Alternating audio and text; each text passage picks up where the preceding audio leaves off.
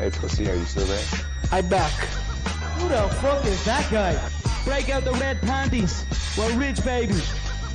I would like to introduce...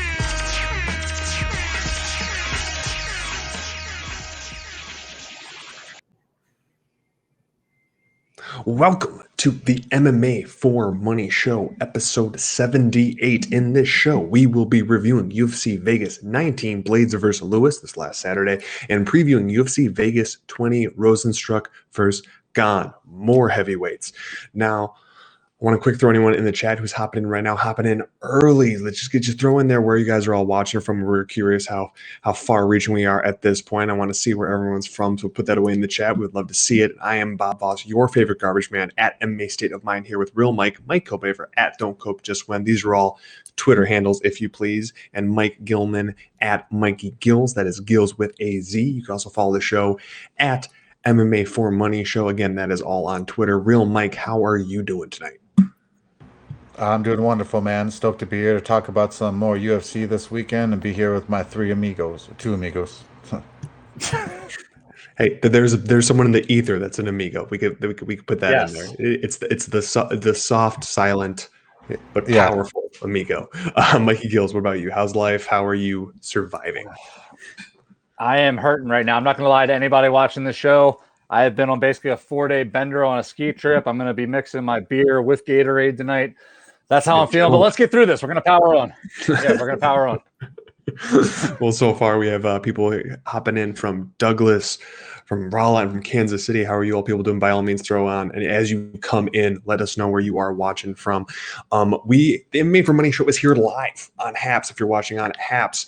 Also, if you are subscribed to us on here, you can also decide to be a monthly sponsor. We have reached a point where we could accept monthly sponsorship for as little as $1 a month. It helps cut some of these production costs, so we can keep doing this for you people, keep it free and all that crazy jazz. But you can find the show on Haps, as we've already said, Twitch, Apple Podcasts, Spotify, Google Podcasts, Overcast, Pocket Casts, RSS feed. We also are on YouTube, streaming there live now, as well as having the shows there after the fact. Subscribe. You will never miss a show. Like, comment, share, man. I want more reviews. I need more reviews on Apple because it just makes me feel good. And when I feel good, the show is good, and everybody wants a better show. So we're going to do a quick review, literally just going to steamroll through these. We might hit a few mainly low points, but exciting points from the last card before we go into UFC Vegas 20. So let me burn through this for this Blades versus Lewis card. Jocker Coast versus Luis Pena. Oh, that one got canceled. Ayman Zahabi showed that he has a little bit more of his brother in him than not, and also looks questionably like Ariel Helwani, but he got a finish there. He got a KO overhand right in the first. Julian Erosa made us all just like rub all the shame on our faces by landing that flying knee on Nate Landwehr, which apparently is his go to sleep button. So in the future, anyone that can actually throw a flying knee is going to take out Nate Landwehr. Well, we got to pause, because our first official active sponsor, Ryan Richardson, Mr. Kick Your Bass himself, is hopping in the chat from Kansas City. Got to give him credit. That is our first sponsor there. You will get amazing shout outs like that if you decide to sponsor the show. I will just straight stop the show for you and roll out the red carpet. Next up, Tom Aspinall got our second round rear naked choke. It was beautiful. That one we might actually have to jump back for and talk about. Sergey Spivak beat Jared Vandera, which is rough. Chase Skelly versus Jamal Emmers had the oddest fight in the world, as only one man entered the cage, and then afterward sang Tenacious D for the crowd. Eddie Wineland got completely laid out by John Castaneda.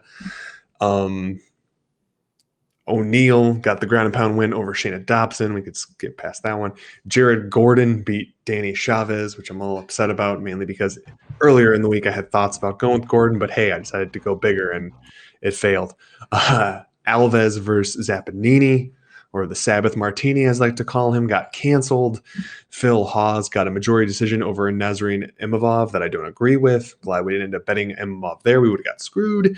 Derek Minner, I'm not sure at this point if Minner is better than I thought he was, or Charles Rosa was never as good as I always thought he never was. Alex Olenek got absolutely killed by Chris Daukaus.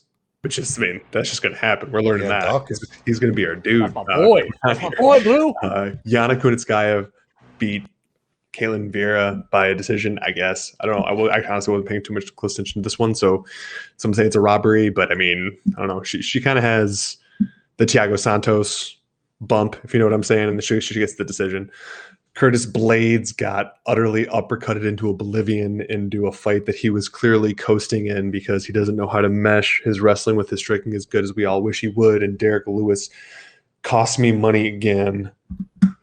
I never bet against Derek Lewis after that Volkov loss. I stopped after he almost cost me money against Shamil Abdurkhamahiyov. I'm totally butchering that, where he like decided to lay on his back for like 4 rounds and almost not get the inside the distance, which is what I bet. And then he got it. So I'm like, I'm never betting on this guy again or against him. And then I broke that rule when I went with Curtis Blades. Yeah, I know. It's crazy. If you go back on the podcast last week, man, I called and I said if he uppercuts or lands a knee, he is going to be screwed. And I could not believe it, bro. Well, we've already told you. I'm sorry. Go ahead. No, I was going to say I would love to offer some more on this, but I literally got to watch about 8 seconds of the entire fight card. So I'm just sitting here like, yeah, cool. We were skipping you anyway. Well, then what you need to do is you need to go back and watch your man, Chris Dawkins, just lay waste. Dude, I saw the only hot. That was 4 of the seconds that I saw. Both of our prospects just absolutely dominated. Tom Aspinall and Dawkins. We rode you guys hard last week. You guys go listen to our show last week, and we rode you. We gave you mad props. We were on you, and you showed up hard. Well, that was the most last fight card. I said we were going to burst through it, not because we wanted to spend not enough time on it. I mean, since we talked about our horrible betting night, because Nate Landwehr decided to like put a magnet in his chin for knees. We got to get our result there. Mike Gills, how'd you do on DraftKings? It was a rough night. The one thing that I could see as opposed to the fights was my DraftKings score not increasing like I had hoped it would. Ended up doing 3 of 6 to 326 points. The one highlight, we don't have to go through the whole thing because it's a little bit depressing, but the one highlight I want to throw out there is I did switch to the Ayman Zahabi pick. He ended up cashing out for 103 points. Nice. Super patient in that first round. He found that right opening. He sent that perfect counter, sent Rodriguez to the shadow realm. We just talked about Dawkins. The money train rolls on forever. It left the station. If you're on it, you're on it. Speaking of trains, Nate Landwehr. Not on that one anymore, but it's kind of good though, because if you are going to lose by the same move over and over, I feel like you can market that a little bit. Jared Vandera, I went against my own rule for that. Basically said, like, if you're can crushing on the regional scene, you have to look amazing doing it. He didn't look amazing. I overestimated his abilities. He lost. Curtis Blades, we just talked about it. That was sad. Oh, no, not the greatest night. That's 2 weeks in a row. 2 weeks in a row, not the best. I'm over it. Starting new this week. I've got my Gatorade. Let's go. Go for it. I was going to say, give a quick shout out to a few people that have hopped in the chat, and then we'll go right back to you. We got Prime himself hopping in there. We got, sorry, guys. Too many people you hopped in. I got to actually scroll back to give a shout out to some of the people we have going in here. We got Derek Sparks hopping on here. A few other people, Aaron Weinbaum hopping in there. Got that. And now my real Mike, sorry for hopping on you, but just got to give credit to these people. We're already breaking 129, which we're pretty pumped about considering we thought we would lose quite a few on this show. So we got a good start. So go for it. Yeah, with Nate, obviously sad I picked him in general, but what was ringing through my damn head was something that Mikey Gill said, I believe it was last week, is he's got too much bang bro in him, I think he said, or too much Julian Lane. I fucking could not, but it just kept ringing through my damn head, and I was like, motherfucker, how did I not see the fucking Julian Lane in you? I hate you, Nate Landwehr. I'm jumping off the train. I'm done. It was again, I couldn't watch the fight, but when my brother texted me and said he got flown out by a flying knee, I thought he was messing with me. I was like, not again, like not another knee. It's ridiculous. You're like, hey, there's only one way he's going to lose, and it's such a low percentage move that why would we even worry about it? And then he was like, oh, hey, I want to get hit in the face with the knee. I mean, like I know I wake up some days and I feel that way, but like it goes away after I've had my coffee. But apparently he never got to that point. It's possible. Maybe there's a method to his madness. Maybe he knows that Jorge Masvidal is a money fight and he's trying to angle himself to get in there somehow. Different weight class. Don't have to worry about any of that. This guy knows how to fatten his wallet. I respect it. This is true. Jamie Birch, how am I doing? I'm a little tired. but it's okay. But that's just my normal at this point. You got to reach your new normal. We're hopping in on UFC Vegas 20, Rosenstruck versus Gane, because you know what? This is an exciting fight card, and we're moving on to the next. You always got to move on to the next. You can't win them all. Usually after we have a bad week, we usually have 2 to 3 great ones. So there we go. First up, we have Dustin Jacoby, -185 versus Maxim Grishin. Real Mike, tell me about this one. Yeah, Jacoby, he's a really, really good, well-rounded fighter. I'd like his overall game. This hit versus Grisham, this is gonna. I keep going back and forth between the two of them. Something in me is thinking that Grisham could somehow pull it off, but I'm not sure, man. I don't have the best read on this one, but I'm gonna go with Jacoby. Yeah, well, I'm gonna stay right on Jacoby then. $8,500 on DraftKings. Factory X guy. Like as far as his MMA career goes, he's won his last 3 fights, but he's actually been doing a lot more kickboxing and boxing lately than he has MMA. But his last 2 fights have been MMA, and after winning on Dana White's Contender Series, he beat Justin Ledet in his UFC re-debut, I guess you would call it. But stylistically, really solid kickboxer, fast, accurate, throws in volume, but also picks his shots when he's got you hurt. This guy's just a really athletic fighter. He's had multiple D1 scholarships, football and basketball. This fight's at 205. We talk about it all the time in those heavier divisions. Athleticism is basically a skill unto itself. So you add in this guy's natural talent with all the work that he puts in on the feet. He's a problem for anybody. Going up against Grishin at $7,700.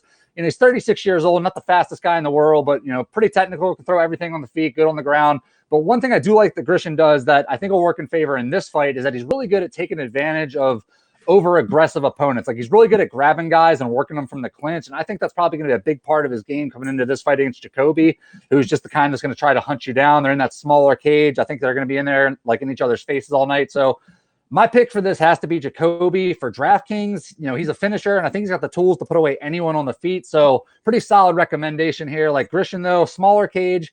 If he can slow Jacoby down, I think we're looking at a chance for a low-volume decision win or maybe even a late stoppage. There's worse dogs on the slate for sure, but pick is Jacoby. Yeah, I'm going to have to echo a lot of that on Jacoby. I really do think that in terms of striking, obviously he kind of faltered in glory a little bit. He looked okay, but he's a far better technical kickboxer than many of the guys he's facing within the UFC. And as long as someone's willing to strike with him, they're playing right into his hands. And I don't think Maxim Grishin. Sorry, I always want to say Grisham, even though I know it's not. If he's not going to have overly wrestling heavy game plan, Dustin Jacoby should be able to just light him up on the feet. I think he's going to be able to basically lay out his plan, and I'm honestly thinking it's going to be a finish. I do think it's going to be a decision for Dustin Jacoby, which makes you a little nervous on the -185. It's pretty steep for someone that's going to let someone be in there for 3 rounds. I don't think he's necessarily going to get the finish, but I like Dustin Jacoby for the pick here. Next up, we have Ronnie Lawrence, -160 versus Vince Cachero. Mikey Gills, break this one down for me. Yeah, let's start off on Ronnie Lawrence, 8,600 on DraftKings. He's coming off the Dana White Contender Series fight against Jose Johnson. He was the biggest underdog on that card, absolutely dominate him. Also has that 6-0 amateur record. Stylistically, very solid MMA grappling, great takedowns, particularly the body lock takedowns, and that's going to be important. But even on the feet, once he's got you thinking about that takedown, he fires off a lot of leg kicks. Really smart approach, keeps you off guard. Things that I don't like, he can get a little careless when he's trying to get the takedown. He lets his chin hang out there. That's not good. The other thing is that he tends to jump on submissions really quickly. He doesn't lock in his position first, and he ends up losing them. Going up against Cachero here at 7,600. Had a pretty good career until he ran into Casey Kenny in LFA. Then he got beheaded by a knee, and things really haven't been the same for him since. He's lost 3 of his last 4. And the one fight I want to focus on is the one he has against Ludovic Shalinian. It was a pretty close fight until Shalinian started shooting for those takedowns. Cachero was able to sprawl out of a few, but it's when Shalinian switched to the body lock takedown that Cachero just didn't have an answer for it. And I went back and I watched a few of other Cachero's fights, and you can see that's kind of a pattern. He just doesn't really have the strength to fight people off when they lock up on him. So I think if Lawrence is able to get close and get a hold of him, this becomes his fight to lose. And I'm going to bet that happens. Cachero's in that rough stretch of his career. He's 31, lost 3 of his last 4. And now he's being given an opponent who can throw him around. I just don't like that for him. So I'm taking Lawrence by decision for DraftKings. That repeated takedowns, volume striking should be good enough to justify his $8,600 price tag. So I like Lawrence in this fight. Yeah, Mikey did a great job breaking that down. Like you said, Vince Conchero is a 1-3 in his last four from Factory X. Is pretty much the only thing that I like about him, and that he's got pretty decent boxing. But I just don't know. With Ronnie Lawrence, like Mikey, pointed out, he's going to be longer. He's going to be able to, do things to Conchero that he doesn't like. He's already had rough experiences in the octagon, like Mikey said, versus Kenny and Emmers. I think this is a softball they're throwing up, or a beach ball to Ronnie Lawrence. So I'm going to go with Lawrence to win this fight. Yeah, I don't got much to add to this. I think they want, like you said, I think this is softball. So this trying to get Lawrence a win, and we'll sorry about that lag issue. So I'm not too much there. Just quick pick for Lawrence. And yes, thank you, Derek. I do think my hair looks pretty fantastic today. I mean, obviously I'm the only one not wearing a hat, but I mean, haircut on Friday. So here's hoping we keep it lined up. We'll get a beard trim on this Friday too. We'll line that stuff up, keep it nice. You got to keep the beard going in the wintertime, because working outside, the cold weather, although it's pushing 40 now, but last week it was 7 degrees. So 57 today. Hey, I just got to rep 45, but it was 7 last week. I got to represent my boys' company Melon brand, so that's why I got no hair. You keep saying you got to represent, but yet I have not seen a hat in my mailbox at any point. That's true, because you sent me 5 and they're all inside of my room. It's terrible. Fantastic. Well, thank you to Prime himself for the Super Clap Award, and Ryan Richardson for the Waterworks, the Yummy, and the Stay Safe Award, man. Some of these awards are pretty fantastic. I'm very much appreciating that. We have the next fight is basically, they should have a pose off either at the beginning or the end of the fight. I'm thinking before, maybe, or maybe after all the lactic acid is built up. We have Alonzo Menafield. He is -110 versus William Knight, who is also -110. Here we have a pick'em, fellas. So, Real Mike, talk to me about these. What's the plural of Adonis? Adonai? There you go. Mm-hmm. Beautiful, Mikey. Yeah, this is gonna be an absolute beautiful fight, man. Not only just the bodies on these dudes, but just the absolute savagest of the two. William Knight's 9-1. He's got really good heavy leg kicks and good transitions on the ground as wrestling and jiu-jitsu. The only thing bad about William Knight that I kind of just gives me a little eerie feeling is that he leaves his chin open a little bit, and that could be detriment to him in round one. Alonzo Menafield 9-2. What do you mean? Big, huge, muscly dude, super powerful, but his gas tank is terrible, man. He's definitely a one-round wonder to me. I really like this William Knight kid. I think that this is the spot for him to shine. That's why you have a pick'em here between Alonzo Menafield, who you would think would be a much more favored in the situation. So I'm going with Knight all day. Yeah, Menafield versus Knight, 9-2 versus 9-1. Someone's 9 has got to climb. I used to be a rapper. I rhymed fun. Sorry. Jiminy Cricket's back. Sorry, guys. Sorry. Right away, just like I see this fight and I think back to Alonzo Menafield's last 2 fights. Like, one was that pretty one-sided decision loss to Devin Clark. Leading into that fight, Menafield had never been more than 32 seconds into the second round. And it's always a mystery as to what's going to happen when a fighter gets pushed. And, we found out Menafield really, really struggles when the fights go on for a long time. So next time he comes out against OSP, the decision master himself, Menafield looks a little tentative as the fight went on, couldn't deal with the kicks, worried about his gas tank. He comes out almost like Alpha Ginger in his last fight. He just doesn't press the fight like we're used to seeing him. Comes out in the second round, still too worried about it, and gets knocked dead by OSP for it. So what now? Well, now Menafield has to go in there with another striker who has the same power he has, but has also shown that he can go 3 hard rounds against other very talented strikers. Like, a lot of people were really high on Alexa Kamer. Not me, but a lot of people were. Knight didn't just win, but he showed he's more than a walking haymaker in that fight. Like, we've seen him get out wrestled against Cody Brundage before, but survived to get the knockout. Against Kamer, Knight had improved wrestling, both offensive and defensive. He was firing off some good kicks, showing that he can adapt to a different strategy mid-fight, just something we haven't seen Menafield do yet. So I'm going to roll with Knight here. And I've seen him win ugly a couple times. I've seen him light people up a couple times.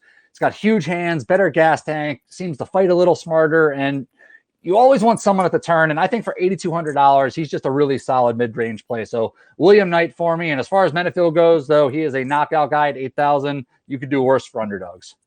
Yeah, one odd thing, and we usually bring it up in most every show, there's almost no discussion or preemptive talk of what we're going to pick and who we're going to go for. So the times that we all agree is always like a nice little thing. And not only do we all agree, but William Knight is actually going to be my pick and bet on this fight card. He's at the -110, so that's going to be to win you guys 1 unit. So that's going to be 1.1 units to win you guys 1 unit. That's our first official bet of this card. Let's go, baby. Like for many of the reasons you guys said, it's like I like Alonzo Menafield, but I do think that in the long run of the fight, he slows down tremendously and he can't handle. He gets hit a lot. Yes, Knight can get hit in the chin quite a bit, and that first round might be a little sketch. Yes, I said sketch. I immediately regret that decision. I'm trying to make sketch happen. I don't think I've ever said that in my entire life, so this is honestly odd. Actually, a quick little side thing. If you are watching the show and one of the other guys is talking and they don't say something funny and you notice me snicker, it's because people in our comments are hilarious. I'm just putting that out there. Periodically, I just get a nice little giggle by what's going on there.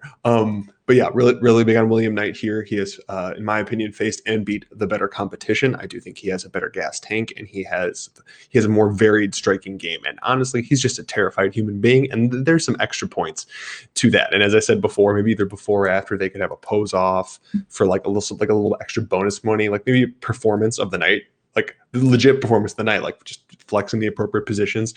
Yeah, rambling, but still, the bet is going to be William Knight. Sorry, had to quick write a few things down. That's for later stuff.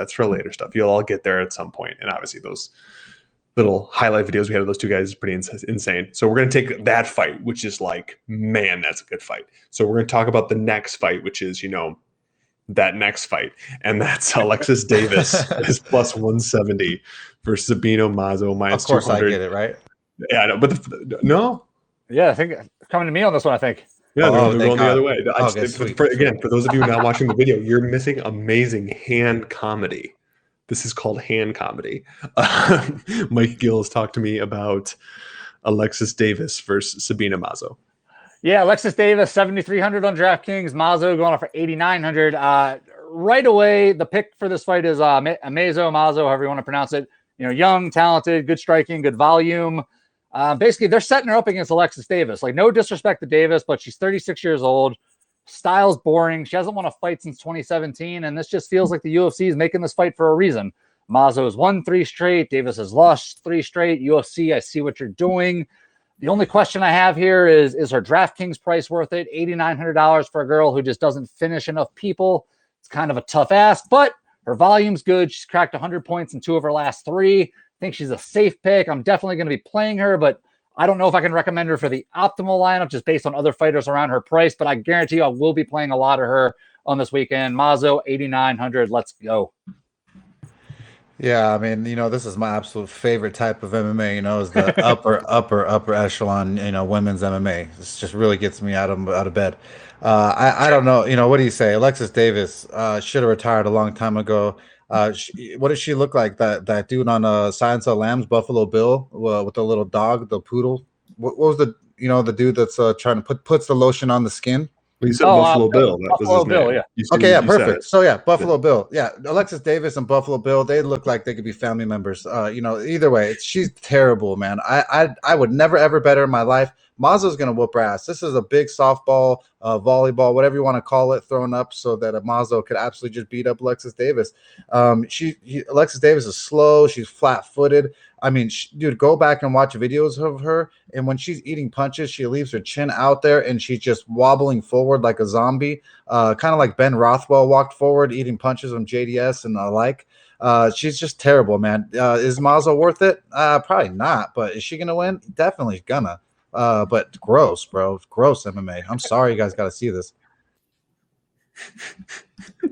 So sorry, I'm laughing at that because I just wanted to give a recheck over their topology because it's been a minute since I delved deep into Alexis Davis because no one wants to, but I forgot that her nickname was the Alligator, which is bad.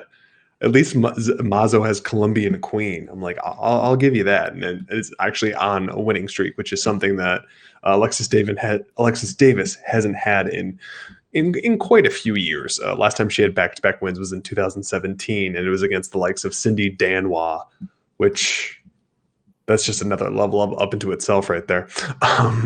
See, you know what?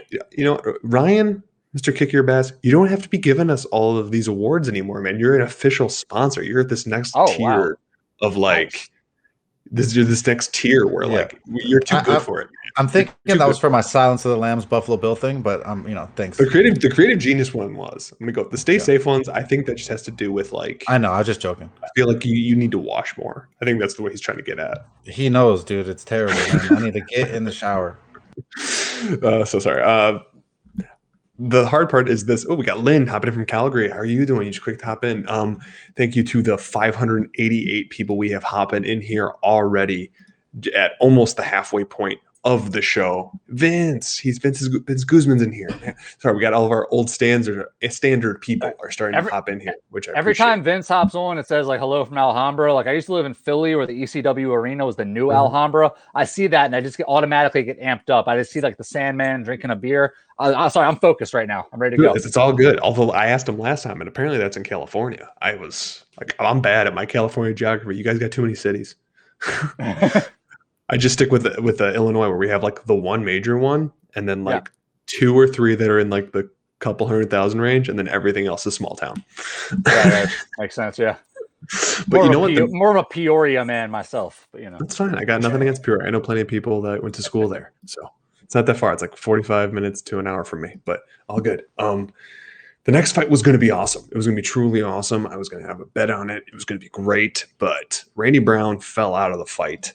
And now we have Ramazan, give me a minute, Karamagomedov, boom, versus Alex Cowboy Oliveira. Ooh, quick pause. Happy birthday. It's Lynn's birthday. Thank you for joining us on your birthday from Calgary. I mean, I appreciate that. I hope we can make it a little bit better. And thank you for talking and grubbing media at Quinton Congress who just to subscribe to us. I appreciate that. And now that you've subscribed, I mean, sponsorship is just one click away. So yeah, I don't got much on Ramazan. I know a few of the guys he's fought. I look back on them and they're halfway decent fighters, but he is very inexperienced, and Alex Oliveira still will come at you like a bull and has, again, like 15 children from 12 women. So on the same block. So you got to give him some credit every once in a while. So pick Alex Oliveira, no odds still. I was going to wait till the show started and I'll try to do a refresh while these guys talk. But Real Mike, give me something on at least Alex Oliveira. The other guy, you can kind of just guess at. Well, I went back and looked at Ramazan a little bit, and what I did see is that he is a finisher. He does finish some of his opponents, and I do like that, and he doesn't by submission. So this could play into his hands with Alex Oliveira, because that's probably the weakest part of Alex Oliveira's game is his ground game. Other than that, though, Alex Oliveira is the veteran. He's got way more experience. He's absolutely fucking explosive. This guy, he's only been training MMA for like 5-6 years or something like that. He was a former professional bullfighter.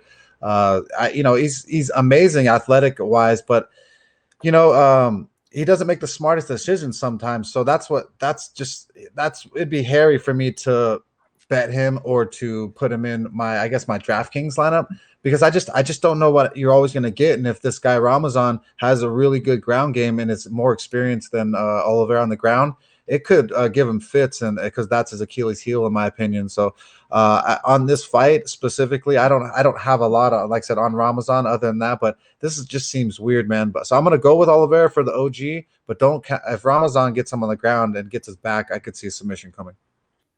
Yeah, just Ramazan Kuramagomedov. All right, Jesus. God, sorry, it's times like this. I just miss Mike Goldberg. Like, he would be having a field day with this.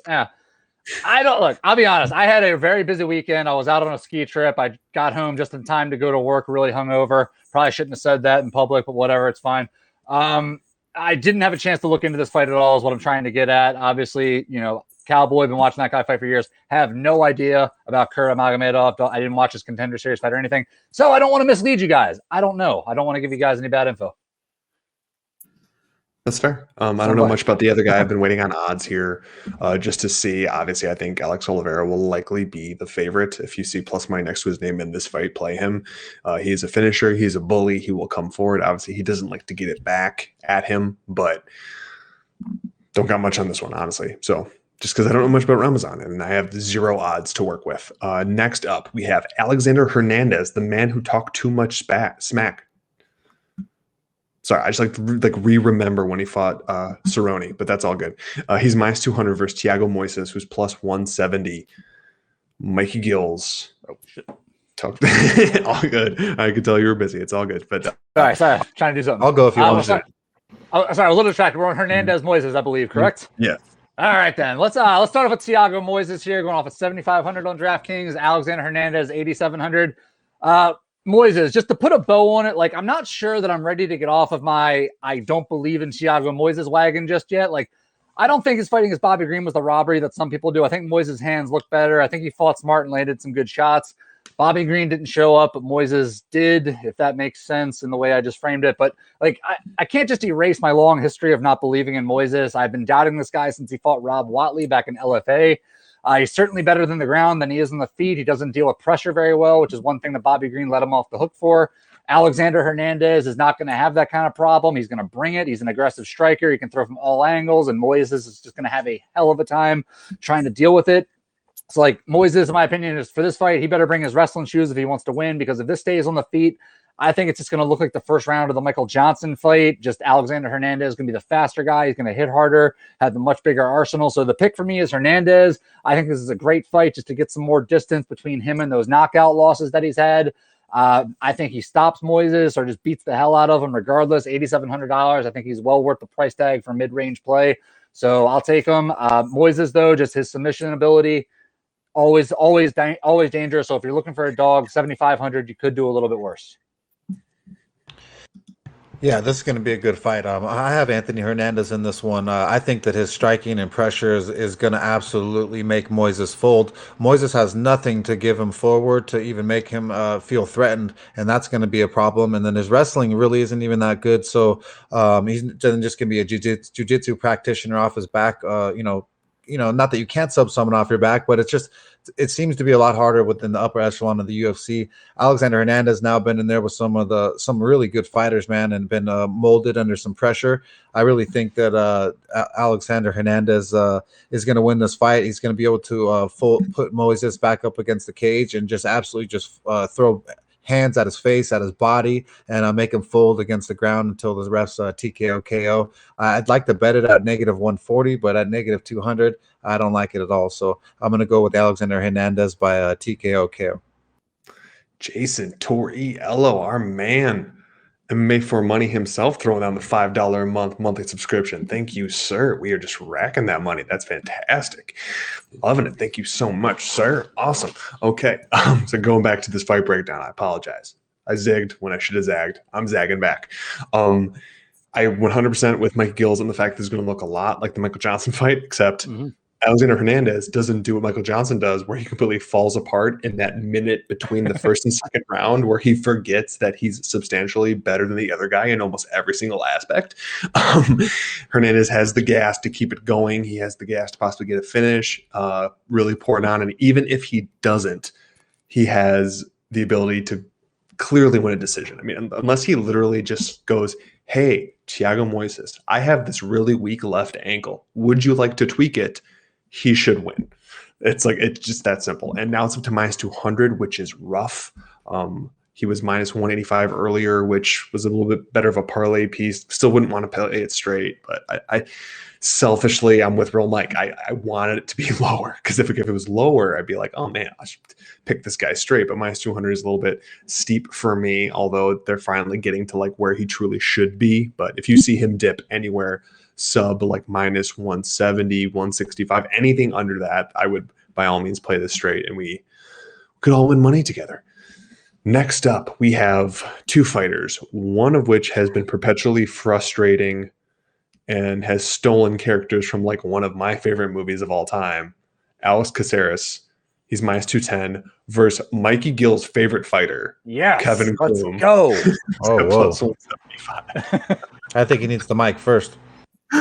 I'll go first. Yeah, screw it. Sure.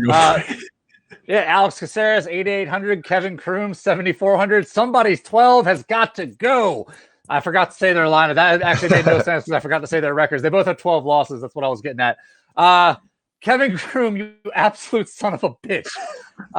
Just brought in as a late replacement against Roosevelt Roberts in his last fight. He pulled the miracle off and took a shitload of money from people in DraftKings, mine included. I hate him. I'll never forgive this guy for what he did to me. Anyway, a few things worth noting. When Kevin Kroom last fought, I described him as an even poor man's version of Jason Knight. But what's funny about that is Jason Knight is actually the last guy to submit Alex Caceres. And all Kevin Kroom wants to do is go for submission. That's his entire game. So even with that, let's be honest, Caceres, clearly the better striker, better overall fighter, better athlete. He should absolutely win this fight. But I still have PTSD over what happened before. So I'm going to combine what I just said with Caceres' low scoring decision potential on DraftKings. I just can't recommend Caceres at his price tag. Kevin Kroom was put on this earth to bring chaos, and if that's your thing, go ahead and start him at 7,400. I might actually do it in this fight. Look, I just don't think Caceres is that good. And 12 losses, 5 of them are by submission. Kevin Kroom's going to go in there. He's going to bring it to him. I think Kevin Kroom's live in this fight. As much as I want to talk trash about him, this guy was brought here to torment me. So let's go. Yeah. You want me to go for it? Yeah, this fight, you guys got me mixed up because you're switching places. Sorry. Alex Caceres, obviously, OG, fought not only in the streets, but in the octagon for a long time versus many, many people. The 12 losses, yeah, that happens when you fight as many times as he does in as short a notice sometimes and as many times in a year. So that can happen. Kevin Kroom, same kind of. They're both very similar fighters on their records. It's kind of weird. I like Alex Caceres striking a lot more. I think that he's learned a lot being here in the UFC for as long as he has. So I really feel like Alex Caceres, this is his fight to win. But if he does put himself in a bad position with Kevin Kroom and gives him his back, he's probably fucked, But Alex Caceres has been in there with some great jiu-jitsu practitioners, even with Gracie recently, and he did pretty well. So I'd like to say that Alex Caceres, the OG skills, will be able to overcome this, and he'll win it. Bob, can I just jump in for 1 second real quick? If you're not watching this live right now, we have a highlight package going of Kevin Kroom. Guy's an absolute maniac. For whatever else we're going to say. He's so ugly. It's truly insane. All right, Bob, go ahead. Truly insane. Like Jim being truly outrageous, but insane. Yeah. Sorry. Quick again, we got completely confused because you guys are switching over. Now I'm gonna have to change orders. So it's fine. Shout out to Mel M hopping in. They're on our chat. By all means, hop into the chat. We love getting questions or you people just saying stuff in there. I mean, that's linked on Periscope, here on Haps, YouTube. Anybody commenting, it's all filtering through in here, even on Twitch, I believe. Thank you to the 791 of you here currently watching live. Very much appreciated. Even with earlier hiccups that we had, we are doing great. In terms of the fight, Alex Caceres versus Kevin Kroom, I have just been overly soured on Alex Caceres in general, and I hope that Kevin Kroom goes full show enough in the very first meeting of the two characters in the movie and just completely, utterly destroys Bruce Leroy. Sadly, I probably won't get that, but Alex Caceres is the better fighter. But like from our highlight package and like Mike Gill said, Kevin Kroom is a wild man. So I would not be surprised if he just absolutely blitzes Alex Caceres and Alex Caceres is too busy trying to find his rhythm and feel the wind and the energies around him and just get utterly destroyed. So I wouldn't be shocked. There's a lot of money coming in on Kevin Kroom. He was a much bigger underdog before. He's kind of the popular underdog play. I'm not quite getting to that point. I'll say I'll pick Kevin Kroom just strictly based off chaos and my sheer dislike for Alex Caceres. So know that comes with a little bit of issue. One more thing just to wrap it up on Kevin Kroom is you see the way that he rushes in on people. One thing that I don't think Alex Caceres really has is that devastating, keep you honest type of power. So, I mean, if there's a guy that's just willing to eat 2 or 3 on the way in, Alex Caceres doesn't have that one time to stop him. So, I mean, it's just something else to think about. I would still pick Alex Caceres to win this fight, but, DraftKings, whatever. It's true. Next up, we have a rematch. Why we have this rematch, I'm not sure, but you know what? We got it. We have Angela Hill minus 345 versus Ashley Yoder plus 285. And you know what? You guys have been jumping around me so much, but I don't care. I'm going back to my original order because that's what my notes dictate. So, Mikey Gills, talk to me about Angela Hill versus Ashley Yoder. All right, fair enough. Angela Hill 9,200 on DraftKings. Ashley Yoder 7,000. Right away, Angela Hill should win this fight, and right away, I'm not going to recommend her for DraftKings.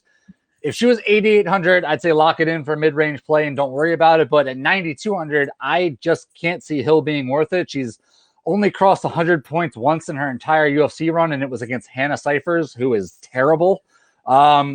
Just put that on top of the fact that Angela Hill loves nothing more than to go to close decisions, lose fights that she should win, and I'm just not going to recommend her at all at this price. I mean, maybe if you end up doing a full mid-range slate, throw her in there just as a safe win. But at 9,200, I like other people above and below her at that price. Yeah, I mean, this fight, Angela Hill, she should win this fight. But the line is gross, man. I don't know who's going to throw that money line down, but there's going to be some poor fools who will, and probably some fools who will parlay it. So, I see why she's favored. I see that she should win. She's definitely way more well-versed striker.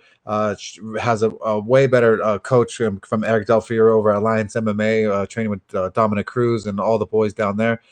So I like Angela Hill. I have because of my personal relationship of that, but it's it's Yoder, and so the price tag's what scares me, bro. If it was just negative 180 to Angela Hill, I'd say Angela Hill easily. Let's just do this. But the price tag's gross, but she should win. Sorry, I was busy jumping into our comments because that's what we do. Sorry. I don't feel bad for Angela Hill in general. In general, she loses a lot of split decisions. That doesn't necessarily mean she should have won those fights, but she's in a lot of close decisions. And honestly, you would think at this point she would adapt her game so things weren't as close as they tend to be. I would never trust her as at a minus 345 price against anybody, against a UFC debutante. I couldn't do it. I wouldn't do it. I refuse to do it. I will pick Angela Hill, but you are begging to get upset if you put this in a parlay or anything like that. You should never trust this tier of a fighter at these extreme odds. Even if she's better, I don't care. You just don't do it because there's that possibility of the same thing. Alex Caceres, boop, bobbing back a little bit. You do not trust that man at anything over minus 200. Same thing. You don't trust Angela Hill at over minus 345. It's ridiculous. Do not do it. Now, we had a little hand joke before of we went from a fight that was up here down to here. We're going to reverse that, help bring the world back into equilibrium like Thanos, as we have Pedro Munoz plus 130 against Jimmy Rivera minus 150. Real Mike, please tell me about this wonderful bantamweight fight. Yeah, this is going to be a really exciting bantamweight matchup. Jimmy Rivera, super well-rounded, has a wrestling base, which I love to bet on with my fighters. Really heavy-handed and has really good kicks. Pedro Munoz, on the other hand, relies heavily on his jiu-jitsu more than anything, but he also thinks he's a striker every once in a while and falls in love with his right hand. The problem in this matchup is that Jimmy Rivera's right hand is way, way stronger, and I believe that the all-around diverse game comes from Jimmy Rivera. His wrestling is better. His transitions will be stronger and better. He'll be more explosive than Pedro Munoz. I believe that Jimmy Rivera is going to absolutely dominate this fight. I believe that he's, at the negative 150 price tag, that it's warranted to throw a bet down. So this will be my bet for the podcast. I'll be putting down 1.5 units on Jimmy Rivera to hopefully put the lights out on Pedro Munoz. All right, well, stay right on Pedro Munoz for the 7,900. Jimmy Rivera coming in at 83. I'm going to start off this prediction by digging myself a little hole to work out of. I'm going to do the highly scientific, super reliable analysis of quoting Chael Sonnen. When an older fighter loses the first match to a younger fighter, he will lose the rematch, only in worse fashion, because historically that's accurate. Like Rivera, you look at him, like he's got really solid stand-up, fantastic defensive wrestling. Munoz, also he's evolved with the great stand-up, like a hell of a BJJ game to go with it. Like, how can I say, like, I just don't see him getting a chance to use it in this fight. Like, for me, it comes down to three things, and this directly ties into DraftKings. Rivera has the speed. He can move around and pepper Munoz. He's got the volume, and when he's moving around peppering his shots, he doesn't need to stop to regain his wind. He can just keep throwing. And the last thing for me is that Rivera can just switch it up better. Like, if it's a close round and Rivera just needs to put a point on it, I believe he's the type of guy that can dictate whether he wants to do a takedown for 30 seconds left and just sway it in his favor. Like, he's just really good at winning rounds. And like, I think he knows how to win decisions. And I think that's what happens here. $8,400 is not super expensive. Rivera doesn't typically score a ton of points in a win. So it's kind of up to you whether you want to play him in a pretty risky spot for potentially low points. I wouldn't recommend it. So for me, Rivera's a pass, just dangerous opponent, low point potential. Munoz, on the other hand, at 7,800, he does still, despite everything that I just said about who I think is going to win, Munoz does have all the skill in the world to pull out a win here, and I think he's going to be one of the most owned underdogs on the night. 7,800, that could be worth it. My pick is still Rivera, and I'm still a little undecided as to whether or not I'm going to play Munoz or not. One of my biggest issues in this fight in general is I am, at my base, a Pedro Munoz fan. Like, I absolutely am. But one thing that perpetually bothers me about him is he doesn't fight to his truest advantages. He will fight and make the fight close. He tends to get into brawls. He's not as opportunistic with getting it to the ground and work his ground game as much, even though he's so good at it. It's like he has reverted to a leg kick and throwing haze, basically. And Jimmy Rivera is so well-rounded. If the dude had a granite chin, like so many fighters can have, he would be champion now. He fights smart. He fights to a game plan. He fights with volume. He has good wrestling. He has decent pop in his punches. But just because he doesn't, and he has a good chin. He doesn't have a bad chin. He just doesn't have an A+ chin. So this is not the spot to fade Jimmy Rivera at all. This is the spot where he's going to be able to keep the fight where he wants it. He's going to be able to land more shots on Pedro Munoz.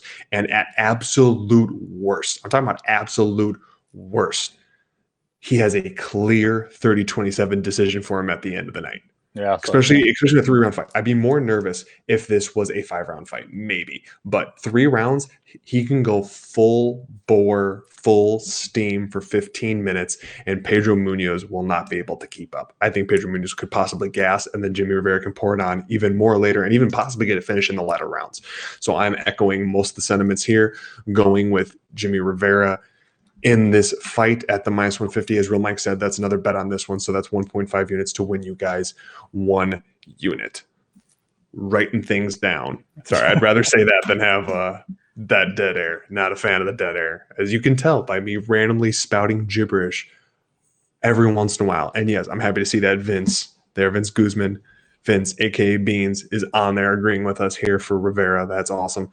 Next up, and again, we have a lot of this like give and take with this fight card and in this order. Like we were up here again. We just shot back up here, and then we're getting brought back down with Montana De La Rosa +120 versus Mayra Bueno Silva -140. She's getting pretty steamed there. These odds were much closer before. Mike Gills talked to me about the only De La Rosa from that household still in the UFC fighting Mayra Bueno Silva. I feel a little offended. I'm pretty pumped up about this fight, but it's whatever. Montana De La Rosa, 7,800 on DraftKings. Mayra Bueno Silva, the opposite of what I just said, 8,400 on DraftKings. Like, I was hoping somebody would jump in with a no bueno, but it's all good. I know. That's as high as my comedy goes.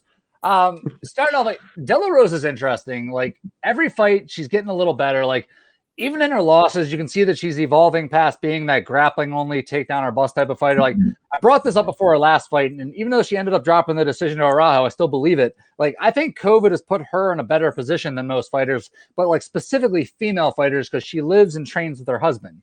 Like, Ronda Rousey used to joke that her mom would wake her up with arm bars. Like, I don't know if Mark De La Rosa is going to be that hardcore, but he's clearly putting in the time with her, like, in her ground game. And plus, she's been working on her striking with elevation, and she's only 26 years old. I just think she's going to improve more in between fights than Silva will. Like, Silva's definitely the harder hitter of the two. De La Rosa does have that weakness in that she's typically pretty easy to hit. You know, Silva's also very legit on the ground. She's ended almost all of her fights with subs, so she's definitely dangerous wherever this fight goes. But I need DraftKings dogs. So I'm going to stick with my stubborn theory here that De La Rosa is just improving. Like, I think her striking's looking a little better, and I'm going to roll with her in that ever-improving ground game striking combo. I'm actually going to take her to win this fight, and on DraftKings at $7,800, I think we're in a good spot there with this one. So I'm taking De La Rosa. Yeah, this is not this isn't very good women's MMA either. No Buena Silva versus La Rosa. I'm gonna pick La Rosa on this one just because I think she has the better American wrestling. I feel like she's gonna have better transitions. I just don't trust No Bueno at all. I just don't see much from her. I don't like her striking, and I don't really like her ground game. So I'm definitely not going to pick her. So De La Rosa, especially as an underdog, I think she's the play here in lower echelon women's MMA. Dog or pass, baby. Yeah, it's kind of a ever-present thing we got going on. Don't mind me. Still, you got to multitask while you do everything. Got to multitask. Ooh, we got a thumbs up from Mark Goldman himself, co-founder and CEO of HAPS. Thank you for tuning in as well as the 1.1K of you. Really appreciate that for a Fight Night Vegas card. This isn't even a pay-per-view. So thank you for everyone hopping in here between HAPS and Periscope and anything else we got running here. We really appreciate it. I mean, Real Mike said it's like in lower level and female MMA fights and lower level heavyweight fights, it's kind of the same thing. We go with the underdog. And I begrudgingly have to stick with that because I think she has more. Oh, man, I don't know. This is hard. I know. I have to. Oh, man. You'd think this would be easy considering I have zero money on here. And literally this pick means nothing, but it still weighs on me heavy. So I'm going to go with Montana De La Rosa because you know what? After her husband got booted from the UFC, someone has to be a breadwinner. And you know what? New generation, it's time for her to do it. So did we just triple up on De La Rosa? That's incredible. I think so, I will put this out. I never thought towards the end of the night that we would all have had semi-valid reasons to go with Montana De La Rosa as a dog. That does not mean any money is going her way from us. Yeah, at least. Don't bet your life on this. Don't get that twisted. But honestly, as we've always said before, and it still holds true, you stick with the underdogs. And you could probably like scratch what I used to say, even on lower level heavyweight. It's proved with money I lost this last week that just like on heavyweight in general, you can just go with the dog. I love heavyweight. It's the best. It's why we almost never bet on heavyweight. I make like 3 exceptions a year. Luckily Main for events. me, I usually go like 2-1. Main events, I never go bro. beyond that. Yeah, main events. So I didn't do it on the show. I've kind of had a workaround. So usually if I could bet on it, but it's not given out on the show, it still usually does pretty well. But if we say it on the show, it's almost an insta loss, that's rough. Well, you know, we have something next. It's not the main event. I don't have anything on the bet thus far, although I'm trying to look for a prop to get on here just because, man, this fight's going to be too great to not have a little bit of action on. That's the degenerate going on. But we have Nikita Krylov. Yeah, that dude at plus 290. Sorry, plus 190 would be different. Versus Magomed Ankalaev at minus 350, the man who Paul Gregg stole his soul. Oh,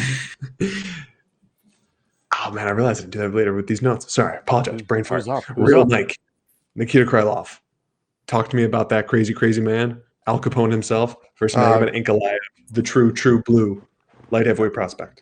I was high on Krylov, basically his whole entry into the UFC, and he just kind of just, disappoint me, basically. He'd show up, and then he wouldn't show up, and so you never quite know what you get with him, but he's a really good striker when he wants to. He has a problem with wrestlers. If someone's a really strong wrestler, and they can pressure him and clinch him against the fence and take him down, it gives him absolute fits, and that seems to give him problems. But he's a really well-rounded fighter, though, man. I've always liked Krylov. Ankalaev, this price tag's pretty hefty versus a guy like Krylov who could end your night in one punch or one kick. But after the Paul Craig thing, I have a tough time saying Ankalaev's going to win this fight, especially at that price tag. I like Krylov striking. I'm going to go with the underdog here with Krylov. Ooh. I think that he can land something and get lucky here. Ooh, all right. I like that. Stay on Krylov there, 6,900 on DraftKings, Ankalaev 9,300. Start with Ankalaev here. Recently won that triple threat match between himself, Ion Kutalaba, and COVID. Guy's poised for big things. Let's be real.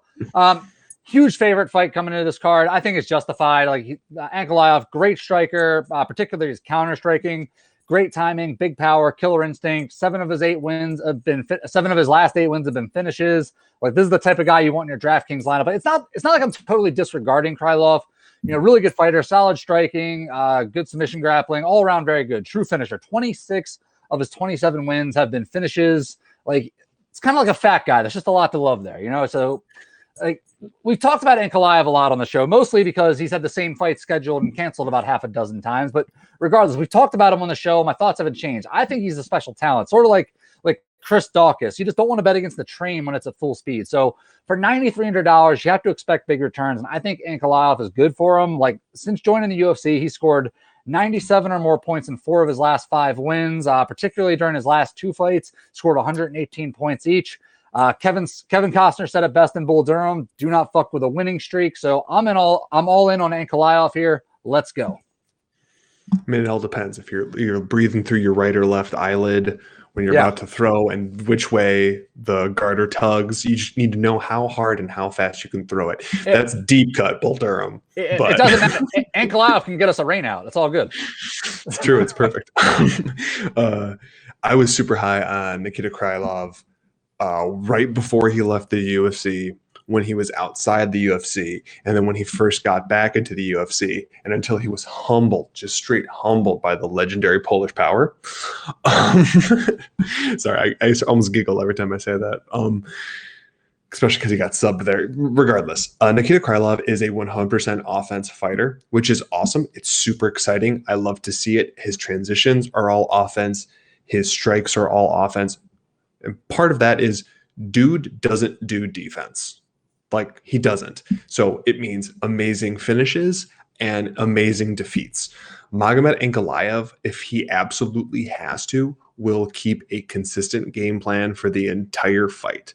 He doesn't have a cast iron chin, but I don't think Krylov has next level power.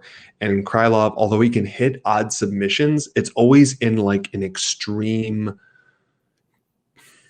grappling exchange, putting into odd positions, whereas Magomed Ankalaev, if he's going to get it on the ground, he's going to have it in very specific positions where he can dominate and keep himself like, dude, I guarantee you he wakes up once a week and thinks of the Paul Craig fight. Like, he wakes up in a cold sweat from the Paul Craig fight. He would be undefeated in the UFC. That's why I can't bet him.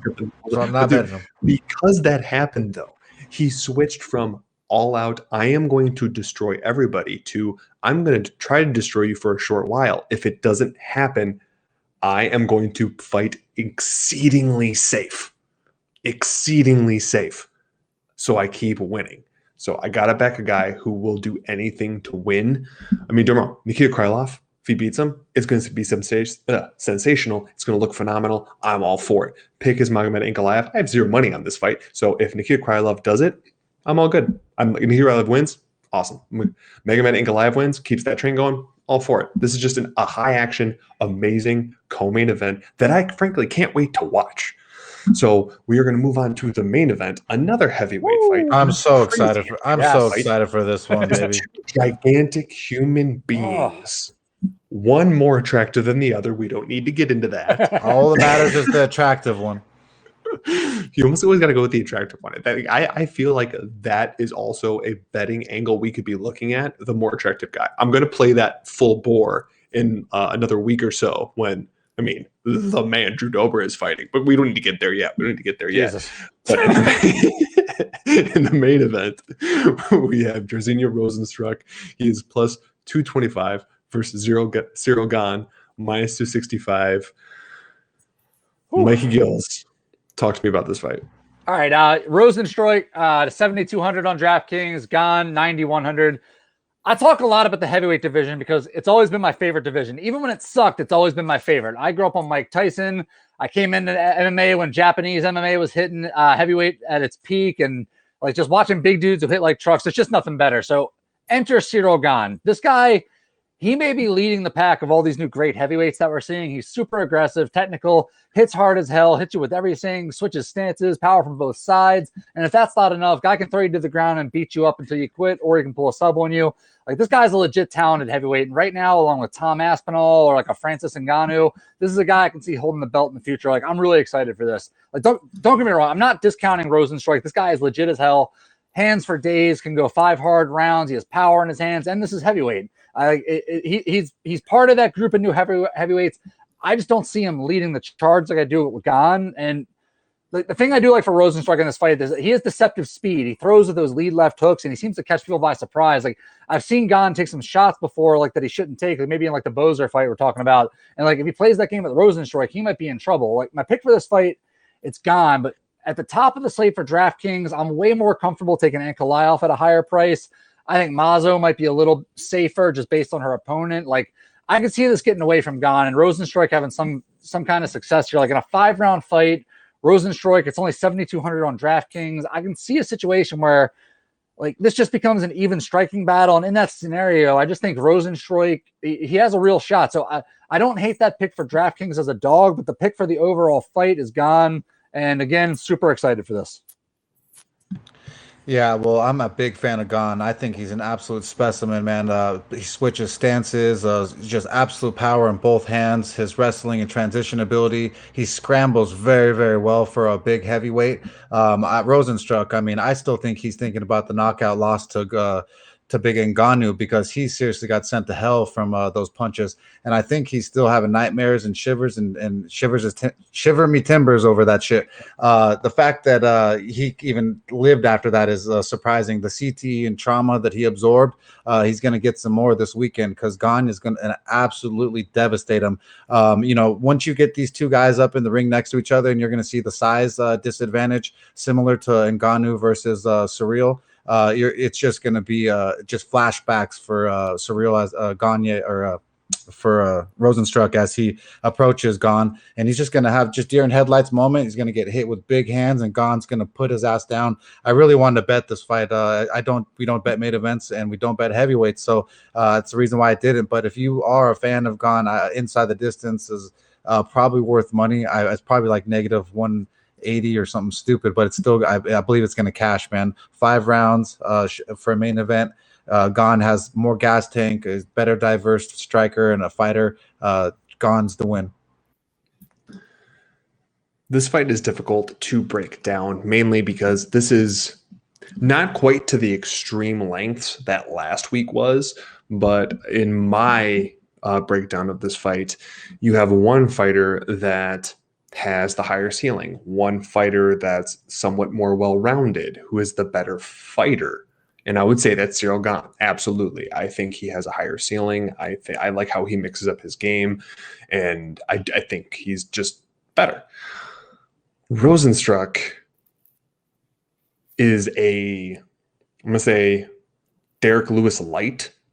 So, I mean, obviously he's better cardio and obviously other stuff, but for the most part, like, his output is not quite as low as Derek Lewis, but he can stop a fight. And like, I'm not saying he has the same type of power. And I've heard some people try to say that. I'm like, I'm sorry. Him knocking out Alistair Overeem with a couple seconds left in the fight does not speak to his power. Almost knocked him out.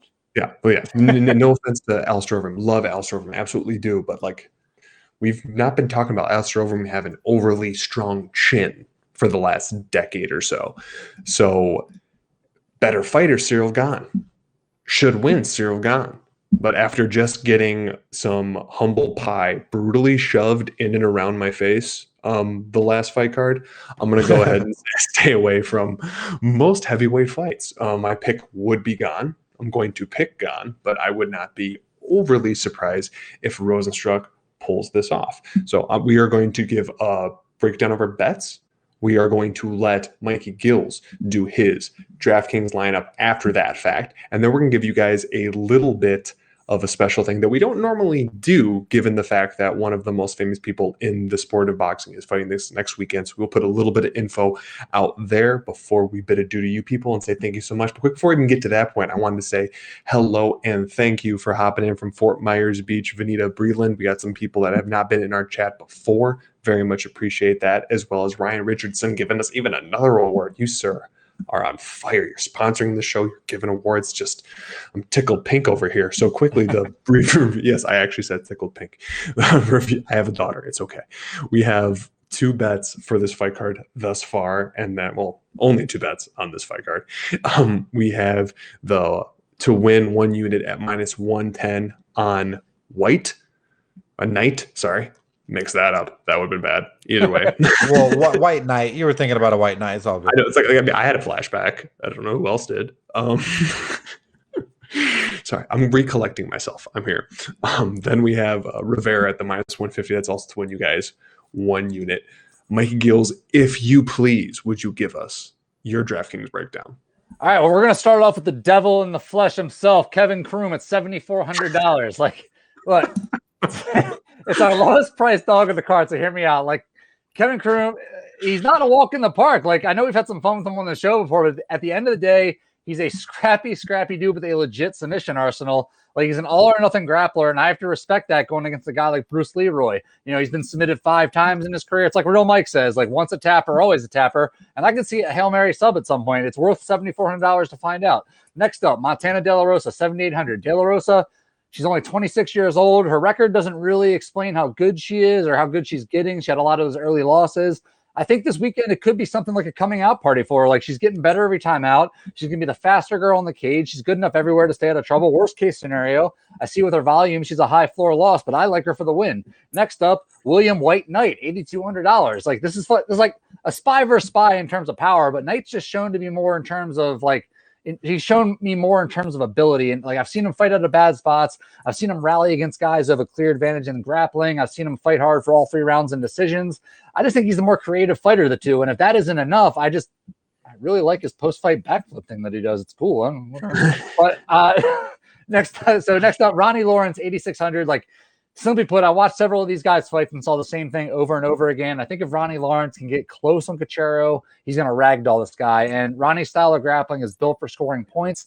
I can see multiple takedowns around, and that's how we stack up points in DraftKings. So give me Lawrence all day. Next up, Alexander Hernandez, $8,700. I've watched Thiago Moises for years, and I've seen him have the same flaw in his stand-up. It's a flaw that Alexander Hernandez is built from the ground up to exploit. And if Hernandez can keep this fight on the feet, I think he dominates Moises and takes him out inside the distance. This does have shit the bed potential just based on Moises' grappling, but the upside is incredible, and I think Hernandez, he's just going to put on a show in this fight. Last up, Magomed Ankalaev, $9,300. Ankalaev, he's on the verge of becoming a top contender. Like, 205 is a bit of a mess right now in the sense that, like, we have a new champion, but instead of going after challengers, we're looking at super fights. Either way, though, that gives the contenders time to just pick one another off and just let a clear number 1 guy stand out. Call me crazy. I think Ankalaev can be that guy. I just see him fighting for a belt within a year after this fight's ending. So I like him for the win at $9,300, highest price guy on the card. Just recap real quick. The Devil, Kevin Kroom, Montana De La Rosa, William Knight, Ronnie Lawrence, Alexander Hernandez, Magomed Ankalaev. Let's go. This leaves you no wiggle room, no cash, but as always, this is the COVID era. I will update you guys on Twitter as when 3 of these fights drop off. So let's go. Sorry, I'm like, if Kevin Kroom wins, we need to get like a shirt made for you that has like his crazy face with horns. It'll just, it'll be great. He's had that logo with it's like the Kevin Kroom Teenage Mutant Ninja Turtle logo that he puts on his banner. I'll get that as a back piece. That's a bet right now. Bro, we should get a devil riding a broom, but instead of a broom, we put Kroom. Yes. Yes. I'm all for this. I am all for this. So we're gonna give you guys a little bit of a special. Obviously, I'm not always huge on boxing, nothing against boxing, but I know that both of you watch some of the bigger fights occasionally. So just give a quick breakdown. Obviously, we have Canelo fighting this weekend. So quick breakdown on that. We got Saul Canelo Alvarez. He is a minus 5,000 favorite versus Avni Yildirim, who's plus 3,000. Canelo inside the distance is minus 900. Canelo by decision is plus 645. Yildirim inside the distance is plus 3,050. Yildirim via decision plus 3,900. My bad. Avni Yildirim, aka the Turkish Wolf, aka Mr. Robot, challenged for the IBO Super Middleweight title in 2017, lost to Chris Eubanks Jr., and the WBC Super Middleweight title in 2019, lost to Anthony Durrell. This fight is for the WBA Super, WBC, and the Ring Super Middleweight titles. Biggest wins were in Europe and Mexico against Marco Antonio Paraben, Schiller, Hippolyte, Ryan Ford, and Lalenga Mock. Now, would either of you guys like to hop in on the fact that Canelo is fighting this weekend? But let's go with Real Mike first, just because I know you probably have a little bit more of a take on boxing. Yeah, I'm a big boxing fan. GGG is my favorite boxer, along with Lomachenko, and sadly, Canelo's got 2 victories over my boy GGG. One I don't agree with, the second one I'm okay with. Either way, Canelo's the man, dude. One of the faces of Mexican boxing right now. You can never doubt the power that man has, and then now even the cardio. The inside the distance, that seems fishy. He should finish this guy and almost anyone.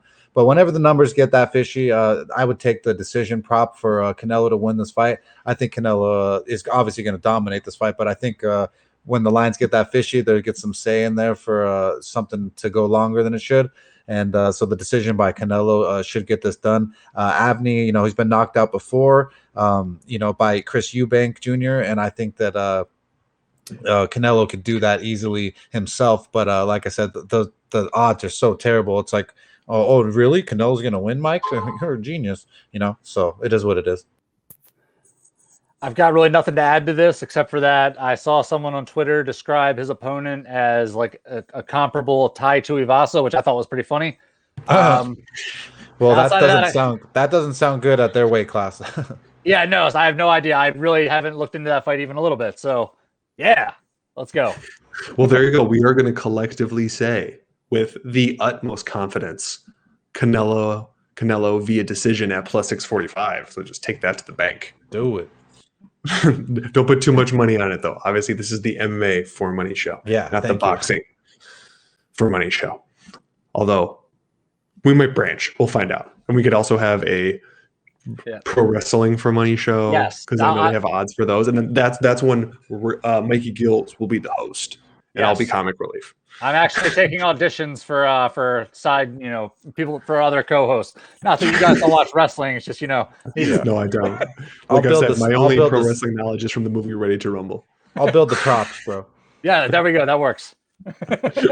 Well, we will be back next week to review UFC 259. This is an amazing, amazing fight card that I'm just deciding to call the Night of Champions, because that's basically what it is. I want to give a shout out to a couple special people here on Haps. We've been getting such support from so many people. I mean, right now we have about 1,200 people watching live here. So quick shout out to a couple people that are here on Haps. So by all means, check them out. It's at Ted Hicks. Check him out.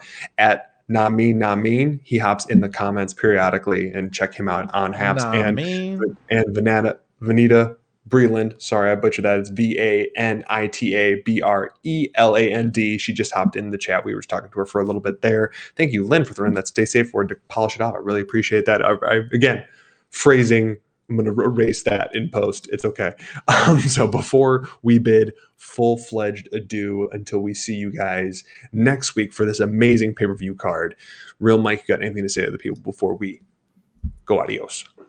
Now, if you get a chance to look at MyTrackNet, it's my buddy from Greece. He's doing it's a tracking program that you're going to be able to track your pets. So go check it out. If you love your pets, it's really cool. MyTrackNet Greece.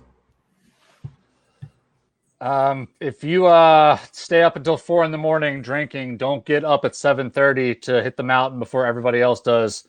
It's gonna be bad. That was my weekend. So anyway, good. You guys have a good one. You need to know the rules. If you're gonna get under 4 hours of sleep, you don't go to bed.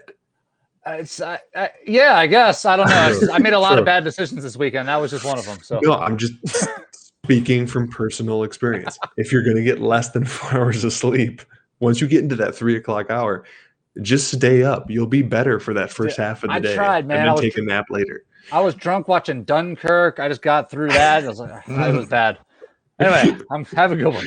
Sorry, I almost said something vicious towards the movie Dunkirk, but we're not going to go there. Yeah, so a final thank you to the 1,200 of people we have hopping in there. Obviously, really, really appreciate that. Don't forget to subscribe to us on Apple Podcasts and leave reviews, Spotify, Google Podcasts, Overcast Podcasts, RSS feed, and here on Haps. And if you subscribe here on Haps, you could also be one of our amazing monthly sponsors that we'll get a weekly shout out on this show.